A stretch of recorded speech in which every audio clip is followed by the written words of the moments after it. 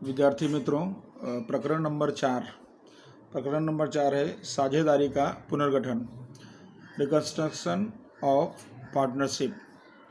तो पार्टनरशिप का जो रिकंस्ट्रक्शन है, पुनर्गठन है, यह चैप्टर छोटे प्रश्न पूछे जाते हैं। इसमें सेक्शन ए, बी और सी तीनों पूछे जाते हैं और इसके अंदर आपको छोटे सवाल सीखने हैं और एक इसमें पुनः मूल्यांकन खाता सीखना है जो हमको अगले चैप्टरों में काम आता है। तो थोड़ा इसके बारे में देख लेते हैं। पहले देखिए, इसका बोर्ड के हिसाब से साझेदारी का पुनर्गठन सेक्शन ए, बी और सी, तो कुल आपको 3 प्रश्न पूछे जाने हैं। ए में 1 प्रश्न आएगा, बी में 1, सी में 1, कुल मिला के 3 प्रश्न आएगा।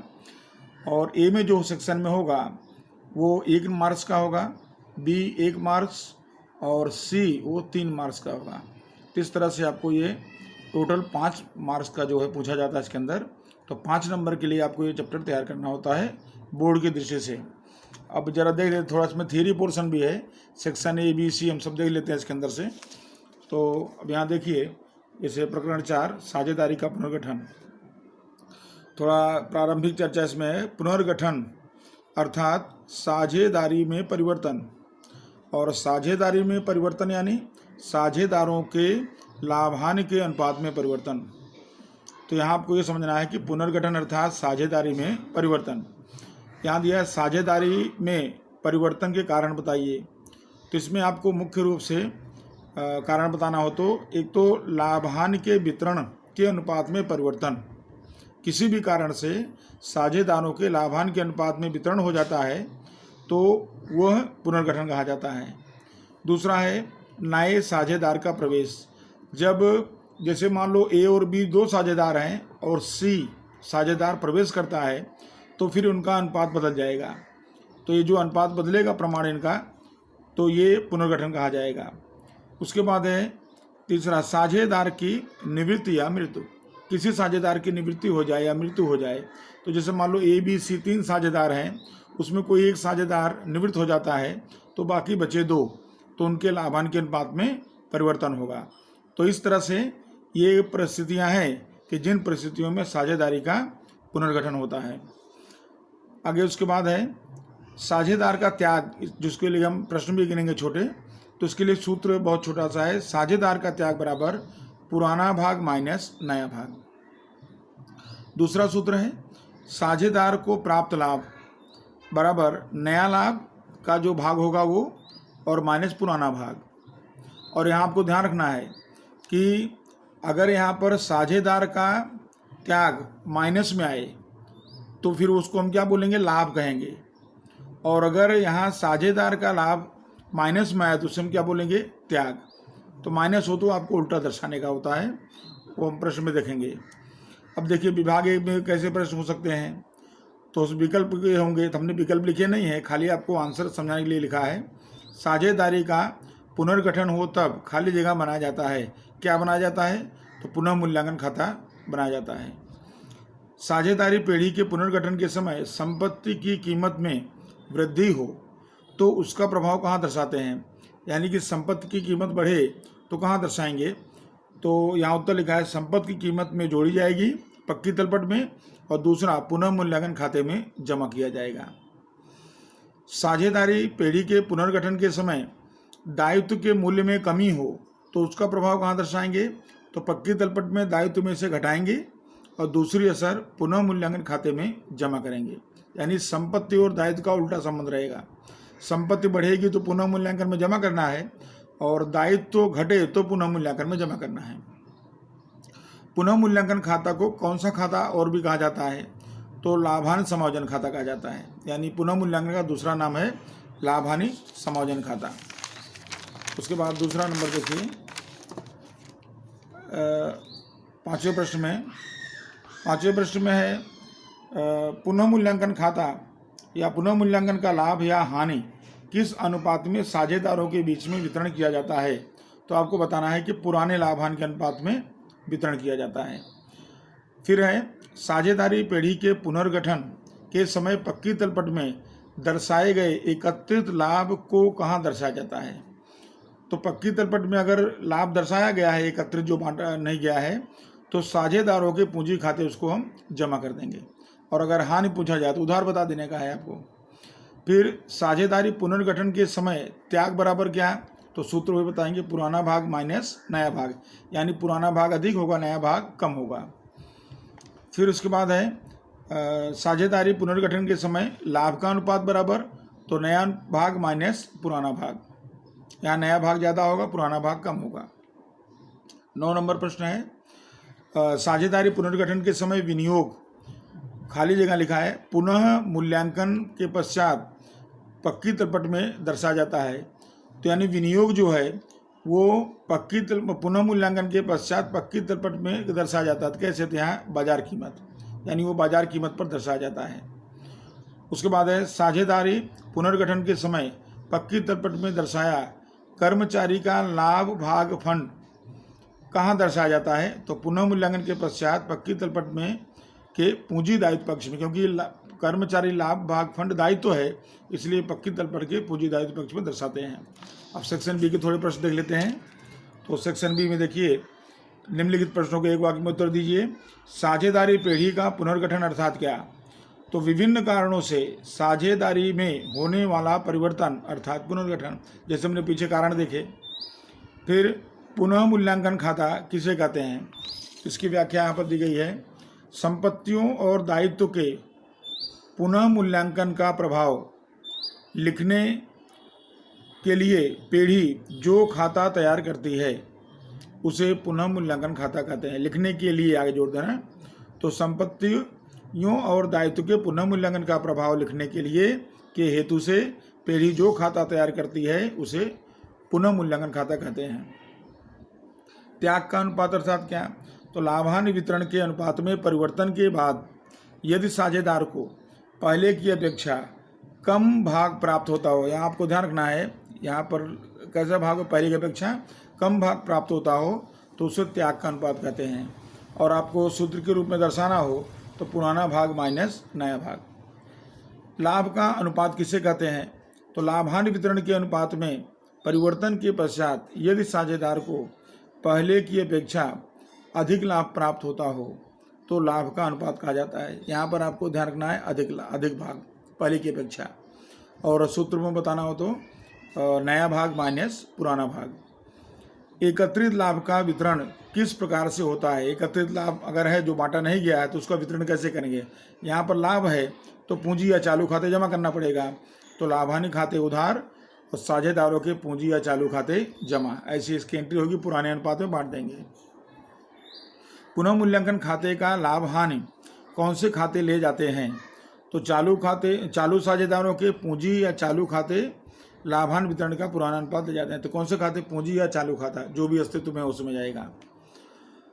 पुनः मूल्यांकन के पश्चात पक्की तलपट में संपत्ति और दायित्व कौन सी कीमत से दर्शाते हैं, तो आपको कहना है बाजार कीमत या वास्तविक कीमत। पुनः मूल्यांकन खाता को दूसरे किस नाम से जाना जाता है, तो लाभ हानि समायोजन खाता इसका दूसरा नाम है। अब उसके बाद देखते हैं प्रश्न नंबर 4 अपने स्वाध्याय का है। इसमें देखिए छोटे सवाल इसमें बताए गए हैं। अब यहाँ दिया है ए और बी समान हिस्से के साझेदार हैं, भविष्य में लाभानी का अनुपात 3:2 निश्चित किया गया, तो त्याग की गणना करो। अब यहाँ आपको छोटा सवाल है, तो ऐसा फॉर्मेट हमने बना लिया है इसके अंदर, और आप सीधे भी हल कर सकते हैं, और फॉर्मेट बना तो अच्छी बात है। तो यहाँ साझेदार देखिए ए और बी, और पुराना अनुपात पहले हम बताएंगे, तो पुराना इनका समान है, तो पुराना समान है, इसका मतलब कि ए का 1 होगा और बी का भी कितना होगा, 1 होगा, समान यानी 1-1, ठीक है। अब क्या करेंगे, इसको हम 1 और 1 कितना हो गया, 2 टोटल कर लेंगे, तो इसका मतलब ए का 1/2 और बी का 1/2, इस तरह हो गया। फिर उसके बाद हम पुराना अनुपात हो गया, अब नया अनुपात है, इनका नया अनुपात 3:2 हो गया, तो नया अनुपात ए का हो गया 3 और बी का हो गया 2, ए नया अनुपात अस्तित्व में आ गया। इसको वैसे हल करेंगे, 3 और 2 कितना हुआ, 5, तो 3/5 और 2/5, यानी आपको क्या करना है, जो भी अनुपात है उसका योग करके और हर में लिख देना है। आपको ये मालूम होगा, पिछली कक्षाओं में छोटी कक्षाओं में पढ़े होंगे आप, ये ऊपर वाला हर अंश है, नीचे वाला हर, अंश और हर, तो हर समान होता है। अनुपात जब बनेगा तभी कि जब हर समान होगा। देखिए यहाँ हर में कितना है 2 2, यहाँ हर में कितना है 5 और 5, तो ये इसलिए अनुपात बन गया है।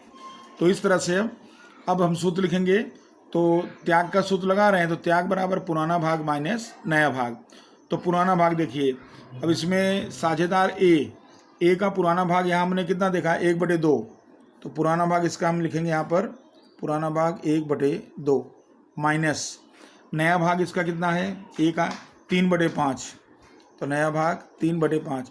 अब इसको हल करने के लिए मैंने बताया आपको हर समान करना है अनुपात बनाने के लिए, तो चाहे आप गुणा की पद्धति कर लो और चाहे आप हर के आधार पर कर लो। तो हर के आधार पर कैसे करेंगे, तो सीधा इसका नियम है, यहाँ 5 है यहाँ 2 है, या यहाँ 2 यहाँ 5, गुणा कर लो। 5 और 2 तक कितना हो गया, 5 × 2 हो गया 10।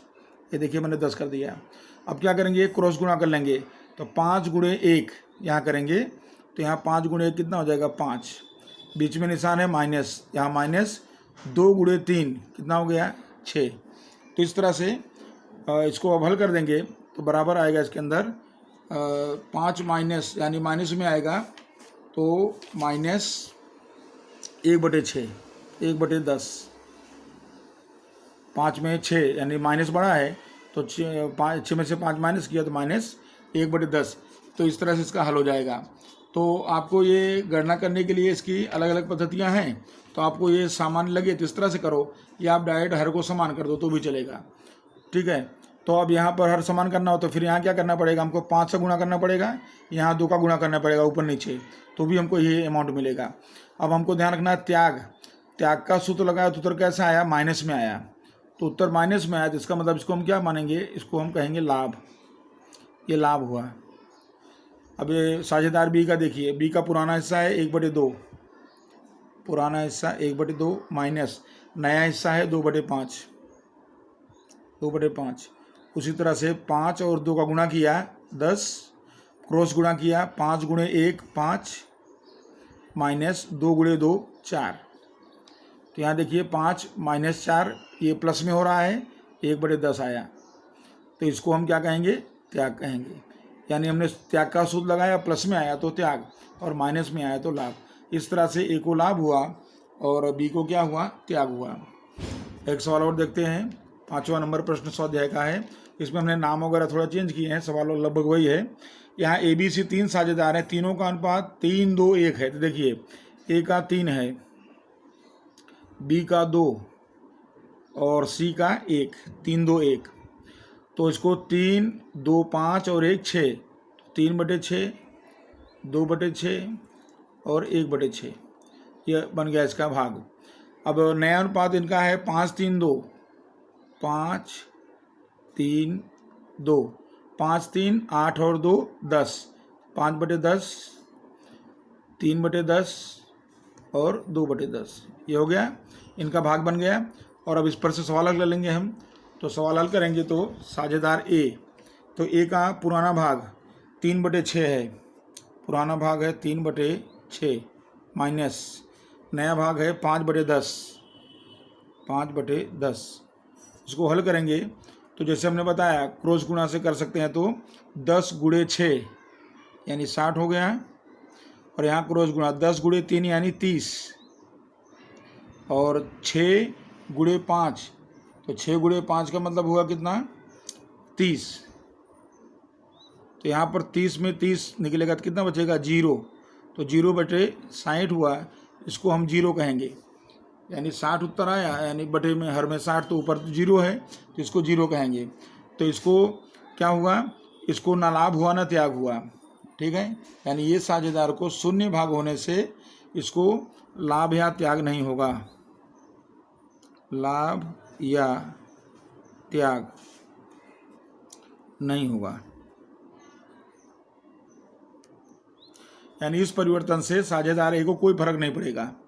अब उसके बाद बी का देखें, बी का पुराना हिस्सा है, बी का 2/6 पुराना हिस्सा 2/6 माइनस नया हिस्सा इसका निकला 3/10, 3/10।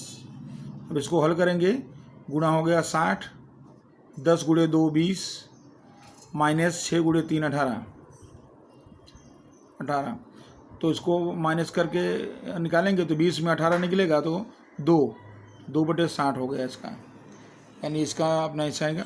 इसको छोटा करेंगे तो 2 का भाग ऊपर नीचे जा सकता है, तो 2 का भाग एक बार जाएगा और नीचे 30 बार, 1/30 हो गया। और ये देखिए प्लस में आ रहा है, इसलिए इसको क्या कहेंगे हम, त्याग। फिर सी का पुराना हिस्सा है 1/6 और माइनस नया हिस्सा है 2/10। 2/10 यहाँ भी 10 और 6 है, गुणा कर लेंगे 60, और फिर यहाँ 10 गुणे 1 10, और यहाँ 6 गुणे 2 12, -12। यहाँ माइनस है तो देखिए बड़ा, -12 बड़ा है तो माइनस में उत्तर आएगा 2/60।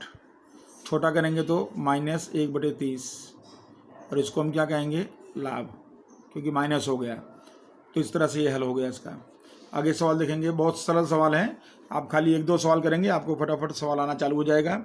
A B C 3 है, 1 2 2 का इनका अनुपात है, तो इसका हम अनुपात लिख देंगे पहले 1 2 2, और अब ये अनुपात इनका है तो इसको जोड़ेंगे तो इसको 1 2 2 जोड़ेंगे तो 5 हुआ, तो सबके हर में 5, सबके हर में 5। उसके बाद अब नया अनुपात इनका 3 2 1 है, तो 3 2 1, 3 2 5 और 1 6, सबके हर में 6, इस तरह से 6। अब इसको में भी हम त्याग का अनुपात ले रहे हैं, तो पहले ए का पुराना भाग है 1/5, पुराना भाग 1/5 माइनस उसका नया भाग है 3/6, गुणा करेंगे 6 और 5 का गुणा करेंगे 30, और 6 गुणे 1 6, और 5 गुणे 3 15। यहाँ देखिए माइनस में अमाउंट आएगा, यहाँ पर जो भी रकम आएगी, तो यहाँ पर -9, -9 बटे कितना हो जाएगा 30, तो 9/30 इसको है, तो यहाँ इसको दे। उसके बाद बी का देखिए, बी का पुराना है 2/5 माइनस नया है 2/6, 2/6 गुणा करेंगे 5 और 6 का 30, 6 दूनी 12 हो गया, माइनस 5 गुणे 2 10 हो जाएगा, यहाँ प्लस में आएगा 2/30। और उसके बाद सी का पुराना भाग है 2/5 माइनस नया भाग है 1/6, तो 6 और 5 को गुणा करेंगे 30, क्रॉस गुणा करेंगे 6 गुणे 2 12, और 5 गुणे 1 6, और इस तरह से इसका 6/30। तो इस तरह से इसमें आया। तो इसके अंदर इसका तो माइनस में है, इसको हम क्या कहेंगे, लाभ, और इनका प्लस में है तो त्याग, और इसका भी प्लस है तो त्याग। इस तरह से ये आंसर हमने इस तरह से इसका निकाल देंगे इसके अंदर। तो ये साझेदारों का जो है प्रमाण इस तरह से निकालेंगे। उसके बाद अब 7वां प्रश्न देखिए। 7वें में PQR 1 2 3 पुराना अनुपात है, ये तो आपको अच्छी तरह समझ में आ गया होगा। यहाँ पर 1 2 3 है, तो 1 2 3 जोड़ देंगे तो इसका जोड़ आएगा 6, 1/6 2/6 3/6। फिर नया है 2 2 1, 2 2 1, तो यहाँ पर 2 और 2 1 का टोटल हो गया 5, 2/5 2/5 और 1/5। तो इस तरह से इनका जो है ये रेशियो हो गया। अब इसको हम सूत्र से गिनेंगे। तो मान लो इसके अंदर अगर हम लाभ का सूत्र उपयोग करें तो लाभ के सूत्र से भी इसको हम गिन सकते हैं, लाभ के रेशियो से। तो लाभ का सूत्र होगा, इसमें अगर हम लाभ का यूज करेंगे सूत्र का, तो लाभ के लिए पहले नया माइनस पुराना, ऐसा हम लिख सकते हैं, नया भाग माइनस पुराना भाग। तो इसके अंदर हम देख रहे हैं सबसे पहले कि पुराना भाग इसका है पी का 1/6, पुराना भाग 1/6 माइनस इसका नया भाग निकाले थे 2/5। तो ये कौन सी पद्धति हुआ, ये त्याग से हुआ, अगर हम इनको त्याग से गिनना चाहें तो। लेकिन इसमें अगर हम लाभ का सूत्र लगा रहे हैं तो इसको खाली हम उल्टा कर देंगे, यानी कि हम 2/5 नया माइनस पुराना, देखिए यहाँ लिखा है ना, नया भाग माइनस पुराना भाग। तो इस तरह से हमको लेना पड़ेगा। तो इसके अंदर नया भाग में हम लेंगे 2/5 और उसमें से माइनस करेंगे पुराना भाग। तो पुराना भाग माइनस करने के लिए फिर उसमें उसको यानी उल्टा करके हल कर लेंगे तो उत्तर उस तरह से ही आएगा। तो यानी 2/5 माइनस 1/6, यानी इसको मैं चेंज करता हूँ यहाँ से, यानी इसके बदले इसको हम हटा देते हैं यहाँ पर, और यहाँ पर माइनस 1/6 ऐसा कर दे रहे हैं, बराबर ना। तो पुराना भाग 2/5 और नया भाग 2/5, पुराना भाग 1/6। इसको हल करेंगे, 6 पंचे 30 गुणा हो गया, क्रॉस गुणा देखिए 6 गुणे 2 12, 5 गुणे 1 5, बराबर हुआ 7/30। 7/30 किस तरह से देखिए प्लस में आया, इसलिए इसको हम क्या कहेंगे, लाभ कहेंगे, लाभ। क्यू का पुराना भाग नया भाग 2/5 माइनस उसका पुराना भाग है 2/6। तो यहाँ भी 6 और 5 का गुणा हुआ 30, और इधर क्रॉस गुणा 6 गुणे 2 12, 5 गुणे 10 2 10। तो यहाँ पर बचा 2/30। तो यहाँ पर भी इसको हम क्या कहेंगे, प्लस में है तो लाभ, 2/30 लाभ हुआ। उसके बाद अब आर का नया है 1/5, नया भाग 1/5 माइनस पुराना भाग है 3/6। इसको हल करेंगे तो यहाँ गुणा करेंगे तो दोनों का गुणा 30 हुआ, क्रॉस गुणा में 6 गुणे 1 6, और 5 गुणे 3 15, और इस तरह से इसको हल करेंगे तो यहाँ आएगा माइनस 9/30, और इसको हम क्या कहेंगे, त्याग, क्योंकि हमने लाभ का सूत्र लगाया है, त्याग। तो इस तरह देखिए 7 और 2 9, 9/30 दोनों का मिला के हो रहा है, इसका अकेले का 9/30 हो रहा है माइनस में, और रेशियो अपने आप बन जाएगा, ठीक है ना। तो इस तरह से आपको ये हल करने का है। एक लास्ट सवाल ले लेते हैं स्वाध्याय का, ये सवाल नंबर 9। तो सवाल नंबर 9 में XYZ लिखा हमने, पुराना अनुपात 5:2:2 है, पुराना 5:2:2, 5:2 7:2 9, तो 5/9 2/9 2/9 इस तरह हो गया अनुपात। और नया अनुपात इनका दिया है 2/9 3/9 और 4/9 ये दिया हुआ है। यहाँ आपके लिए आसान क्या चीज़ है कि यहाँ आपको हर समान दिया है, देखिए दोनों में आपको यानी हर 9 दिया हुआ है। तो जब हर समान है तो इसलिए आपको ज़्यादा इसमें गुणा भाग करने की ज़रूरत नहीं पड़ेगी। तो इस तरह से सबसे पहले हम इसमें लाभ का अनुपात निकालेंगे। तो नया माइनस पुराना, तो x का नया 2/9 है, माइनस पुराना है 5/9, बराबर। यहाँ देखिए 9 बराबर, तो गुणा करने की जरूरत नहीं है, और सीधा ऊपर यहाँ 2 में से 5 बड़ा है, तो यहाँ माइनस में आएगा, -3/9 कहेंगे इसको। तो -3/9 यानी क्या हुआ, इसका त्याग हुआ, इसको हम त्याग कहेंगे, यानी बिल्कुल आसान है ये। फिर उसी तरह देखिए y का पुराना है 3/9, इसका पुराना रेशियो है 3/9 माइनस 3/9 नया, और पुराना है 2/9 फिर से 9 समान है दोनों, तो उसको सीधा माइनस कर लेंगे, 3 में से 2 तो 1/9, और ये देखिए ये प्लस में है तो लाभ।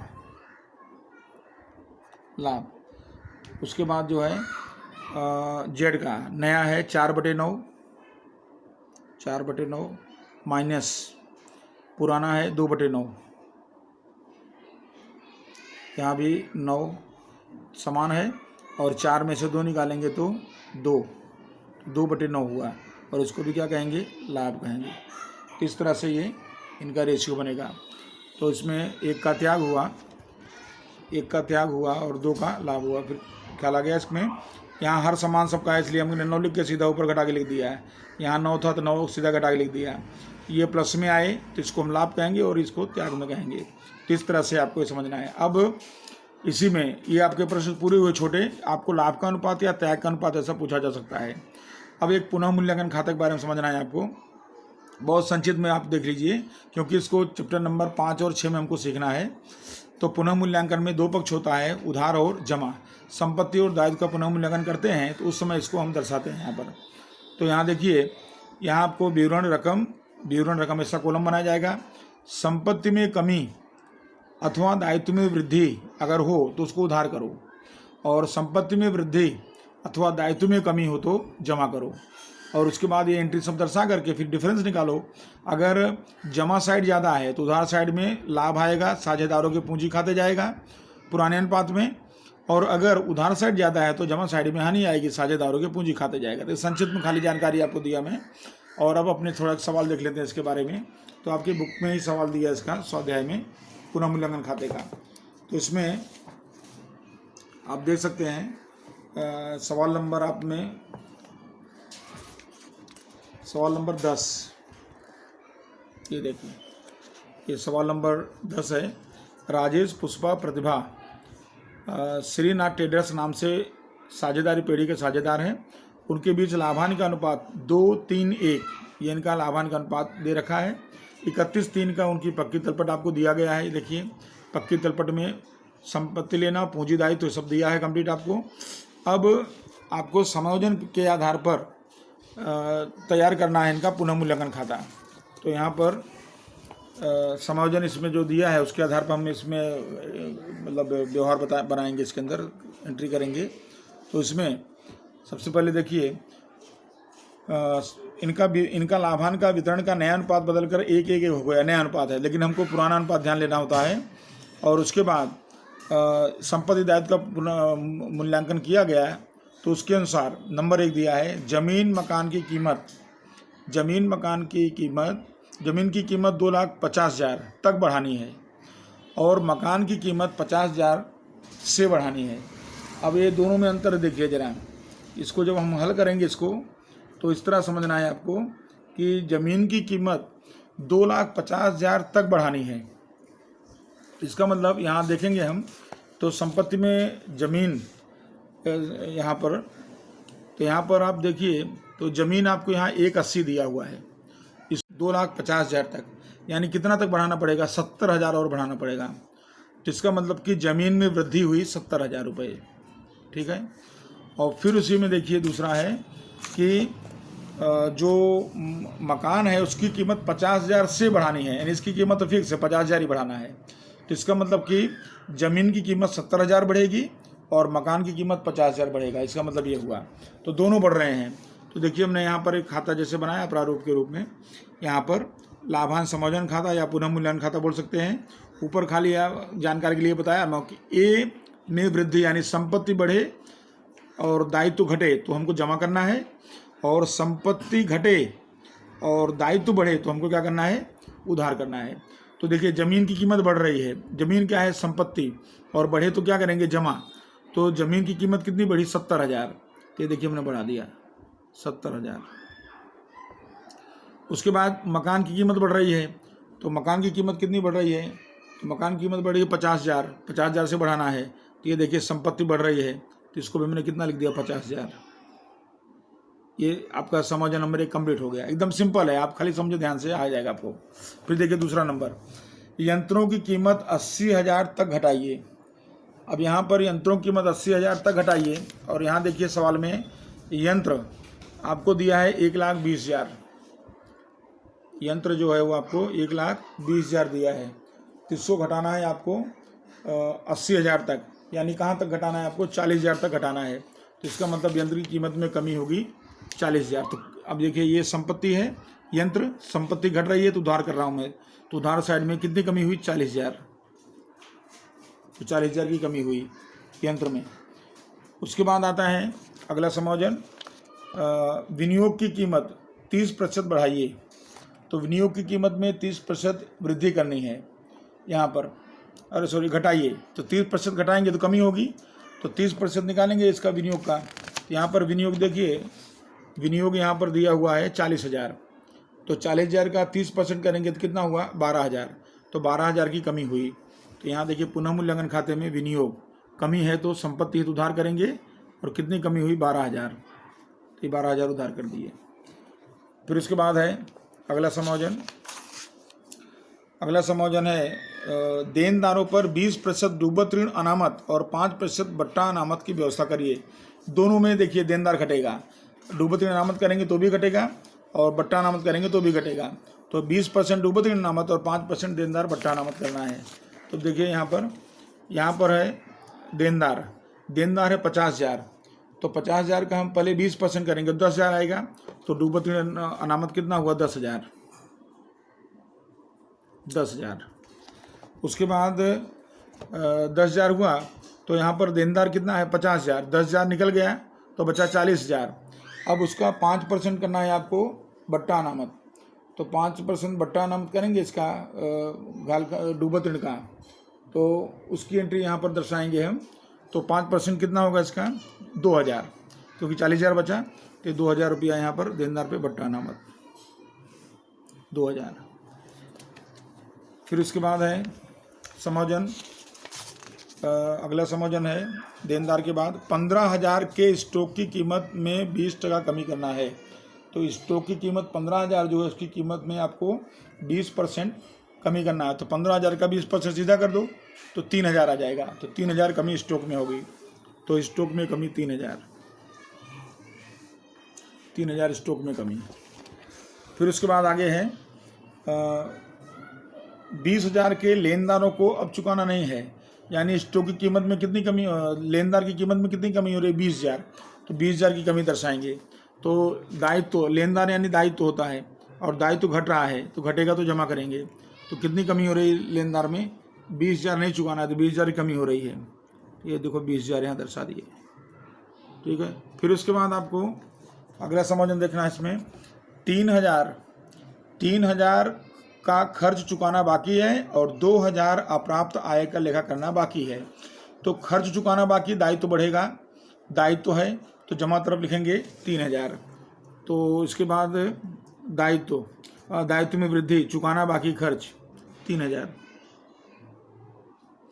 और अप्राप्य आय यानी संपत्ति या लेना में वृद्धि होगी तो इसको हम जमा कर देंगे और रकम है 2,000 से। ठीक है। इस तरह से आपको ये फॉर्मूला ध्यान रखना है कि संपत्ति बढ़े अथवा दायित्व घटे तो जमा करो और संपत्ति घटे अथवा दायित्व बढ़े तो उधार करो। इस पेज पर इसको सारी एंट्री हमने कर दिया। अब टोटल कर लेंगे। इसका टोटल देखिए, जमा पक्ष का योग इसका हो रहा है 1,42,000। 1,42,000 उसको यहाँ लाएंगे 1,42,000 और उसके बाद इनमें से सारी एंट्री माइनस कर देंगे। जैसे अपने लाभांश खाता बनाते थे तो उस तरह से डिफरेंस निकालेंगे इसका। तो इसका डिफरेंस हो रहा है अंतर में 72,000। इसका अंतर हुआ 72,000। ये 72,000 लाभ हुआ। ये साझेदारों के पूंजी खाते या चालू खाते इसको लिखा जाएगा। अब इनका अनुपात है 2:3:1। तो 2/6, 3/6, 1/6 इस तरह से बांटेंगे तो इसको मिलेगा 24,000, इसको मिलेगा 36,000 और इसके हिस्से में 12,000 हो गया। तो इस तरह से आपका ये पुनः मूल्यांकन खाता तैयार होगा। यानी बिल्कुल आसान है। आपको इसी फॉर्मूले से और इसी आधार से आप तैयार करेंगे। समायोजन को पढ़ करके आपको इसका नाम ही लाभांश समायोजन खाता है, तो उसके ऊपर से आपको असर देना है। अब इसमें आपको पूछा गया है कि इसके लिए आप रोजनामचा बनाइए, तो प्रविष्टि करिए। तो प्रविष्टि करना होती है, अगर आप खाता बना लिए तो प्रविष्टि ईजी हो गई, क्योंकि इसके अंदर अपने खतौनी 11वीं सीखे थे, उसके आधार पर कर सकते हो आप। जैसे ज़मीन देखिए, ज़मीन क्या है? पुनः मूल्यांकन में जमा है तो हम एंट्री बोलेंगे ज़मीन खाते उधार और पुनः मूल्यांकन खाते का, ऐसी एंट्री बोलेंगे हम। तो देखिए कितना रुपया? 70,000। तो देखिए एंट्री ऐसा लिखेंगे, ज़मीन खाते उधार पुनः मूल्यांकन खाते उधार जमा 70,000। यानी एंट्री बिल्कुल आसान है इसकी। और संचित विवरण दे देने का, ज़मीन के मूल्य में वृद्धि हुई या 70,000 की वृद्धि हो बताएं। फिर देखिए दूसरी एंट्री यहाँ मकान, देखिए ये भी जमा पक्ष में है तो इसको भी ऐसे बोलेंगे, मकान खाते उधार पुनः मूल्यांकन खाते का 50,000। मकान खाते उधार पुनः मूल्यांकन खाते का 50,000।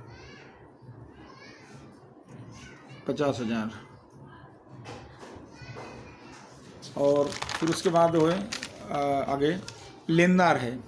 अब लेनदार यहाँ पर देखिए जमा पक्ष में है तो इसको भी ऐसे बोलेंगे, लेनदार खाते उधार पुनः मूल्यांकन खाते का रकम है 20,000।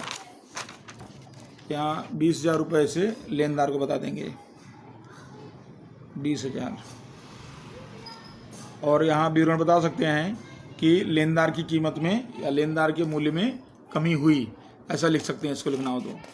फिर उसके बाद आता है अप्राप्य आय। तो अप्राप्य आय अपने जमा पक्ष में है तो उसको उधार कर दिए, तो अप्राप्य आय खाते उधार और पुनः मूल्यांकन खाते जमा। तो ये रकम जो है अप्राप्य आय की, वो रकम अपनी है 2000। यहाँ रकम लिख देंगे 2000। फिर उसके बाद है अगला, इसमें उधार साइड देखिए पुनः मूल्यांकन में, जैसे यंत्र है, विनियोग है, ऐसे तो हम एक साथ लिख सकते हैं। इसको लिखना हो संयुक्त रोजनामचा भी कर सकते हैं। तो अगर संयुक्त रोजनामचा करना तो ऐसा कर सकते हैं, एक साथ 2-2 खाते 3-3 खाते ले सकते हैं। यंत्र खाते उधार, विनियोग खाते उधार, पुनः मूल्यांकन खाते का, क्योंकि अब यहाँ पर ये पुनः मूल्यांकन के उधार में है तो ऐसी एंट्री बता सकते हैं। तो ये दोनों रकम हुआ 40,000 और 12,000। यहाँ पर पुनः मूल्यांकन खाते उधार, यंत्र खाते का 40,000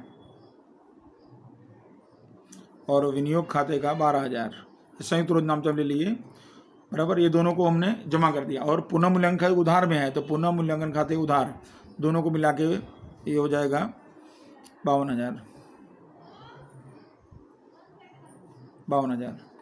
ठीक है, यानी इधर आपको पुनः मूल्यांकन, यहाँ पर आपको जमा बोलना है और यहाँ पुनः मूल्यांकन आपको उधार बोलना है। ठीक है। फिर उसके बाद देखो डूबत ऋण अनामत है, तो डूबत ऋण अनामत है तो इसकी भी एंट्री से बोल सकते हैं हम, पुनः मूल्यांकन खाते उधार, डूबत ऋण अनामत खाते जमा। पुनः मूल्यांकन खाते उधार, देनदार भट्टा अनामत खाते जमा। फिर पुनः मूल्यांकन खाते उधार, स्टॉक खाते, पुनः मूल्यांकन खाते उधार, चुकाना बाकी खर्च खाते, ऐसे एंट्री करते जाएंगे। और पुनः मूल्यांकन खाते उधार, साझेदारों के पूंजी खाते जमा, फिर इसको इस तरह एंट्री कर देंगे। तो ऐसी एंट्री करते जाएंगे साथ साथ में, यानी रोजनामचा भी बिल्कुल प्रविष्टि इसकी आसान है। तो अभी डूबत ऋण की एंट्री कर लेते हैं। तो डूबत ऋण की रकम, यहाँ पर डूबत ऋण है, अनामत है 10,000, तो यहाँ पर पुनः मूल्यांकन खाते उधार, डूबत ऋण अनामत खाते का 10,000। फिर बट्टा अनामत देख लेते हैं, बट्टा अनामत 2,000 है, तो उसी तरह से पुनः मूल्यांकन खाते उधार, बट्टा अनामत खाते का 2,000। विवरण अच्छा लिख देने का सामान्य। फिर उसके बाद है स्टॉक 3,000 है, तो पुनः मूल्यांकन खाते उधार, स्टॉक खाते का 3,000। यानी जस्ट आप खतौनी आती है तो आपको इसमें तकलीफ नहीं पड़ रही है। चुकाना बाकी खर्च है 3,000, तो पुनः मूल्यांकन खाते उधार 3,000 और चुकाना बाकी खर्च खाते 3,000। उसके बाद लास्ट में है लाभ का बंटवारा जो किया गया है, तो उसके अंदर पुनः मूल्यांकन खाते उधार, राजेश के पूंजी खाते का, पुष्पा के पूंजी खाते का और प्रतिभा के पूंजी खाते का 24,000, 36,000 और 12,000। यहाँ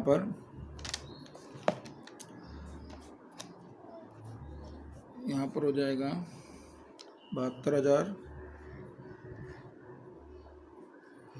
24,000, 36,000 और 12,000। और इस तरह से इनका कुल योग आप कर देंगे तो कुल टोटल भी इसका आ जाएगा 2,84,000, दोनों साइड आ जाएगा 2,84,000। ठीक है, तो इस तरह से आपका ये कंप्लीट हो गया है, प्रविष्टि भी हो गई और ये आपका एक खाता भी होगा। खाली आपको जानकारी भर के लिए समझाया, इसको बहुत ईजी है। आप खाली इसको खाता बना करके उस पर से प्रविष्टि पूछा है तो आप बना सकते हैं। अब उसके बाद इसमें जो बोर्ड में आ सकता है ऐसा प्रश्न रहता है सेक्शन सी के लिए, तो एक प्रश्न देखिए ये है, यहाँ पर 2 साझेदार अलय और संकेत हैं, इनका पुराना अनुपात 2:1 है। 31/3/17 के दिन पेढ़ी की बही में निम्नलिखित शेष दिया है। लाभान खाता उधार शेष यानी हानि अनामत फंड लाभ के रूप में है। कर्मचारी लाभ भाग फंड दायित्व है और कर्मचारी अकस्मात मुआवजा फंड भी अनामत है। तो ये आपको बाकी दी गई है। उपरोक्त तारीख को अलय और संकेत का लाभान का वितरण का नया अनुपात हुआ 1:1। तो अपने तो अनुपात ये ध्यान लेना आपको 2 और 1 निश्चित हुआ। कर्मचारी अकस्मात मुआवजा फंड के सामने 6,000 का दावा भुगतान करना बाकी है। तो ये जो कर्मचारी का दावा 21,000 है उसमें अपने 6,000 माइनस कर लेंगे, तो यानी ये वास्तव में 15,000 ही रहेगा। और उसके बाद है एकत्रित हुए लाभ या हानि का वितरण दर्शाती आपको प्रविष्टियाँ लिखना है इसके अंदर। तो इसके अंदर प्रविष्टियाँ लिखने के लिए आपको गणना कर लेना होगा इसके अंदर। तो इसमें सबसे पहले तो कर्मचारी लाभ भाग फंड नोट में लिख सकते हो, नोट की पेढ़ी का दायित्व होने से इसका वितरण नहीं होगा, तो यानी ये जो लाभ भाग फंड ये नहीं बटेगा। फिर कर्मचारी अकस्मात मुआवजा फंड 21,000 है, उसमें 6,000 चुकाना बाकी है, उसको निकाल देंगे। तो तो 15,000 जो बचा उसका वितरण किया जाएगा। एंट्री इस तरह होगी, जैसे पहले अपने लाभांश का वितरण करते हैं, तो लाभांश में देखिए ये हानि है, तो हानि है तो पूंजी खाते उधार चली जाएगी, तो इसलिए हमने एंट्री लिखा अलय के पूंजी खाते उधार, संकेत के पूंजी खाते उधार, लाभांश खाते का, और इनका हम 2:1 में बंटवारा करेंगे। तो यहाँ पर आएगा 12,000, यहाँ पर आएगा 6,000 और यहाँ पर आएगा 18,000। ठीक है, इस तरह से इनका ये बंटवारा कर दिया। तो ये हानि होने से, हानि जब भी हो तो पूंजी खाता उधार करेंगे और लाभ को हमेशा पूंजी खाते जमा करेंगे। दूसरा नंबर है अनामत फंड है 27,000, तो अनामत फंड 27,000 को हम यहाँ बांट सकते हैं इसके अंदर, 27,000 को। तो 27,000 को भी हम उसी तरह से जैसे यहाँ बांटे 2:1 में, तो 2:1 में बांटेंगे यहाँ। तो अनामत फंड खाते, यहाँ देखो लाभ के रूप में है ये, तो इसलिए पूंजी खाते जमा होगा। तो यहाँ 27,000 हुआ, 18,000 और 9,000, 2:1। ठीक है, उसके बाद कर्मचारी अकस्मात मुआवजा फंड, ये भी लाभ अनामत के रूप में है, तो इसमें भी जो हमको बांटने का है, कितना बांटना है इसमें से 15,000, तो 15,000, 10,000 और 5,000। तो इस तरह से इसको हम 2:1 ऐसे इस तरह बांट देना है। और यहाँ सूचना लिख दिया हमने कि कर्मचारी लाभ भाग फंड दायित्व होने से नहीं बांटा जाएगा। तो ऐसा आपको परीक्षा में आता है कि भाई इसका बंटवारा करो, तो आप इस तरह से वितरण कर सकते हैं। टोटल इसका है, छोटा सवाल है तो विवरण लिख सकते हैं, छोटा सा इसका है तो उसका असर बता सकते हैं यहाँ टोटल मिला करके सबका योग। इस तरह से ये छोटा सवाल 3 नंबर के अंतर्गत आपको तैयार करना होता है। तो इस तरह से इस चैप्टर के अंदर आपको लाभ का अनुपात, त्याग का अनुपात, और उसके बाद जो है थियरी के प्रश्न विकल्प वाले और एक वाक्य उत्तर वो तैयार करना है। और साथ साथ में ये जो अनामत और लाभ या हानि का बंटवारा है, वो बंटवारा आपको खाली इसके अंदर सीखना रहता है। इतना आप कर लेते हैं तो आपका ये चैप्टर कंप्लीट हो जाता है। धन्यवाद।